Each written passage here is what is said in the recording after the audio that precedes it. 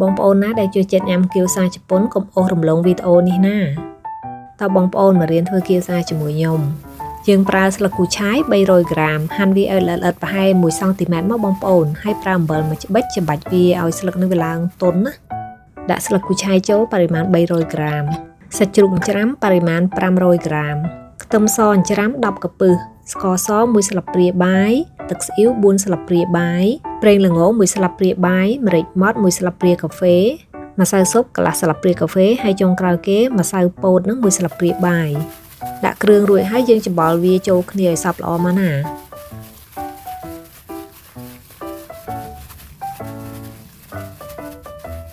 សបកខ្ចប់គៀវសាយើងត្រូវប្រើរាងមូលបងប្អូនហើយសាច់វាក្រាស់ជាងសបកខ្ចប់គៀវចិនតែបើយើងរកទិញអាសបកខ្ចប់រាងមូលអត់បានទេយើងទិញអាសបកជ្រុងយកមកកាត់ខ្លួនឯងជារាងមូលក៏បានដែរ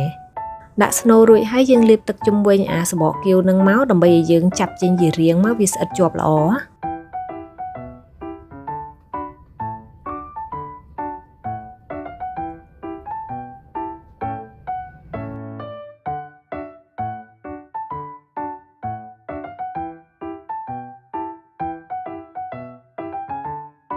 ដាក់ប្រេងឆាបន្តិចមកដើម្បីចៀនគៀវសារបស់យើង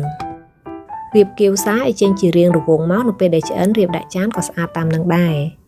បើកភ្លើងតិចតិចចៀនប្រហែលជា2-3នាទីបានហើយបន្ទាប់មកយើងឆែកមើលបាតវាបើសិនបើឡើងក្រៀមអាហ្នឹងយើងចាក់ទឹកចូលណាបងប្អូនយើងចៀនជាមួយនឹងទឹកម្ដងទៀតដើម្បីវាឆ្អិនសព្វល្អដល់ខាងលើចាក់ទឹកចូលរួចហើយយើងបិទគម្របទុកចោលប្រហែលជា7-8នាទីនៅពេលដែលទឹកខាស់អស់គឺវាឆ្អិនល្មមតែម្ដងបងប្អូនប្រើភ្លើងតិចតិចបានណាកុំប្រើភ្លើងខ្លាំងប្រយ័ត្នខ្លោចខាស់ទឹកហើយបើកគម្របចាក់ដាក់ចានរួចជាការស្រេចពេលទៅនេះកុំភ្លេចសាកធ្វើញ៉ាំទាំងអស់គ្នាណាបងប្អូននិយាយពីរសជាតិវិញឆ្ងាញ់ដូចគៀវសាគេលក់នៅក្នុងហាងអញ្ចឹង